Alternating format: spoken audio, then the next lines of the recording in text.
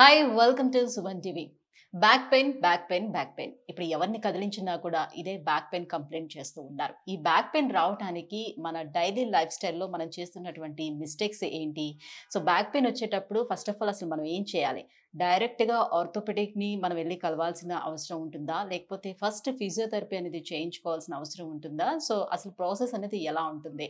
So back pain ని తగ్గించుకోవడానికి ఉన్నటువంటి మార్గాలు ఏంటి? ఈ విషయాలన్నీ కూడా డిస్కస్ చేసేద్దాం. ఇవాళ మనం ఉన్నాం జూబ్లీ హిల్స్ చెక్ పోస్ట్ దగ్గర ఉన్నటువంటి ఈ స్పోర్ట్స్ రీహాబ్ సెంటర్లో. సో మనతో పాటు ఉన్నారు ఫిజియోథెరపిస్ట్ సుప్రియ గారు. హలో అండి. Hi. Yeah ma'am. So back pain complaint సాధారణంగా ఏంటంటే ఎవరైనా ఎక్కువగా వెయిట్స్ మోసేవాళ్ళు కావచ్చు, లేకపోతే డ్రైవింగ్ చేసేవాళ్ళు కావచ్చు. ఇంతకుముందు ఇలాంటి వాళ్ళు ఎక్కువ కంప్లైంట్ చేసేవారు. ఇప్పుడు ఎవరిని కదిలించినా కూడా ఎక్కువగా బ్యాక్ పెయిన్ కంప్లైంట్ సర్వసాధారణంగా కనిపిస్తున్నటువంటి ప్రాబ్లంగా మనం చూస్తున్నాం. Yeah. సో ఎలాంటి మిస్టేక్స్ చేయటం వల్ల ఎక్కువగా ఈ బ్యాక్ పెయిన్ అనేది మనం చూస్తూ ఉండొచ్చు? సో బ్యాక్ పెయిన్ అనేది ఈ రోజుల్లో చాలా common problem. And that to age specification అనేది ఏమీ లేకుండా ఫ్రమ్ 25 ఏజ్ నుంచి అరౌండ్ 60 ఇయర్స్ ఏజ్ వాళ్ళకి కామన్ ప్రాబ్లం అయిపోయింది బ్యాక్ పెయిన్ అనేది. అండ్ అకార్డింగ్ టు ఏజ్ మనం చూసుకుంటే ప్రస్తుతానికి 25 టు 35 ఏజ్ ఉన్న వాళ్ళకిలో మనం బ్యాక్ పెయిన్ ఎక్కువగా చూస్తున్నాం. బికాస్ ఐటీ కంపెనీస్ని చూసుకుంటే వాళ్ళు ఏంటంటే కాన్స్టెంట్ ప్రొలాంగ్ సిట్టింగ్ ఉంటుంది.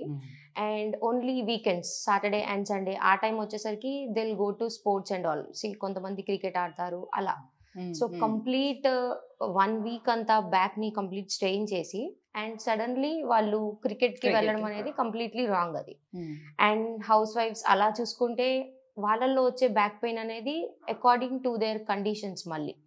సో ఐటీ సాఫ్ట్వేర్స్ లో ఉండే బ్యాక్ పెయిన్ ని మనం మజిల్ స్ట్రెయిన్ అనొచ్చు. అండ్ మోస్ట్లీ ఆడవాళ్ళల్లో మనం చూసుకుంటే అవి ఏంటి అంటే depends on like disc bulge అయినా అవ్వచ్చు, హర్నియేటెడ్ డిస్క్ అని అలా చాలా కండిషన్స్ ఉంటాయి సో బ్యాక్ పెయిన్ కి. ఇప్పుడు సడన్ గా మనం ఇంట్లోని వర్క్ చేస్తుండేటప్పుడు సడన్ గా ఏదైనా ఒక వెయిట్ ని లేపడం వల్ల బ్యాక్ ని పట్టేయచ్చు. సో ఇలాంటి కండిషన్ ఉండేటప్పుడు జస్ట్ నార్మల్ గా పట్టేసింది ఏం కాదు, ఏదైనా టాపికల్స్ అప్లై చేస్తే ఒక 2-3 days లోనే సెట్ అయిపోతుందని వదిలిపెట్టేస్తూ ఉంటారు. సో అది ఎంతవరకు రాంగ్ అంటారు?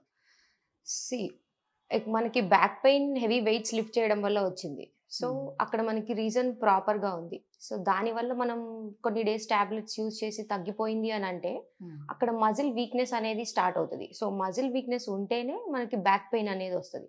సో మజిల్ని మనం ఎలా స్ట్రెంథెన్ చేసుకోవాలి అనేది మెయిన్ ఇంపార్టెంట్.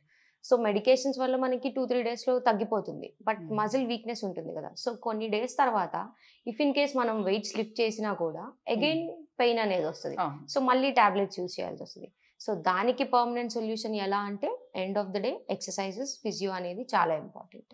రైట్. సో పడుకునే స్లీపింగ్ ఈ పోస్చర్స్ కూడా సరిగ్గా ఉండవు చాలా మంది. సో నిజానికి పడుకునేటప్పుడు ఎలాంటి సర్ఫేస్ మీద పడుకుంటే బాగుంటుంది? ఇప్పుడు లైక్ మనకు బెడ్స్ కూడా వచ్చాయి, ఇవన్నీ ఈ ఆర్థోపెడిక్ బెడ్స్ కూడా అన్ని చెప్తున్నారు. అండ్ కుషనింగ్ బాగుండాలని కొంతమంది చెప్తే లేదు, ఎక్కువ కుషనింగ్ ఉండకూడదు అంటారు. సో ఫ్లాట్ సర్ఫేస్ మీద పడుకుంటే బ్యాక్ పెయిన్ ఉండేటప్పుడు ఫ్లాట్ సర్ఫేస్ మీద పడుకుంటే ఇంకా చాలా బాగుంటుందని సజెస్ట్ చేస్తూ ఉంటారు. ఇందులో ఏది రైట్, ఏది రాంగ్? సో బెడ్స్ అనేవి, ఫ్లాట్ సర్ఫేస్ అనేవి అన్నీ కరెక్టే, బట్ అది ఎలా అంటే డిపెండ్స్ ఆన్ కండిషన్. సో ఇప్పుడు ఒబేసిటీ ఎక్కువ వెయిట్ ఉన్న వాళ్ళ పేషెంట్స్ని తీసుకుంటే వాళ్ళని తీసుకెళ్ళి మనం సాఫ్ట్ బెడ్లో అలా ఉంటే బికాస్ వాళ్ళు బెడ్ నుంచి దిగాలి అన్నా అది one of the main problem అవుతుంది. బికాస్ ఆ వెయిట్ అనేది వాళ్ళు మళ్ళీ కంప్లీట్ బ్యాక్ మీదే పడుతుంది. So it depends on condition మళ్ళీ మనం ఏది వాడాలి అని చెప్పేసి. సో బ్యాక్ పెయిన్లో మనకు వచ్చేసరికి చాలా కండిషన్స్ ఉంటాయి. సో ఫస్ట్ మనం మనకి ఏ కండిషన్ డయాగ్నోసిస్ అనేది ప్రాపర్గా తెలుసుకుంటే దాన్ని బట్టి వీళ్ళు design specific set of exercises కూడా మళ్ళీ అలా. Yes.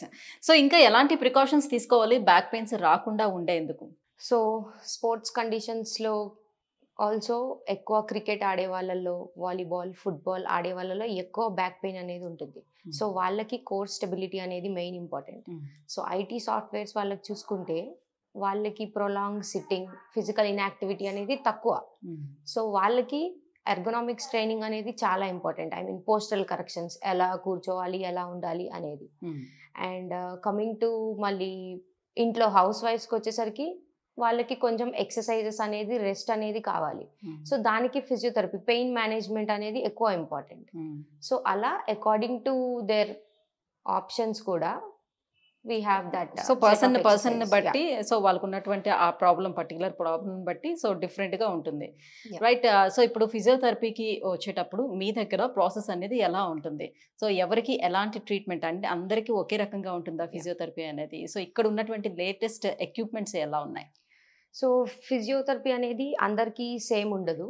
So as I said back పెయిన్కి వచ్చేసరికి అందులో చాలా టైప్స్, అంటే హర్నియేటెడ్ డిస్క్ అని ఉంటుంది, డిస్క్ బల్జ్ ఉంటుంది, కోర్ ఇన్స్టెబిలిటీ వల్ల స్పైనల్ చేంజెస్ ఉంటాయి, అండ్ ఆల్సో కంజనైటల్ స్పైన్ అనేది కొంతమందికి ఫ్రమ్ బర్త్ నుంచే స్కోలియోసిస్, కైఫోసిస్ అలా కొన్ని కండిషన్స్ ఉంటాయి.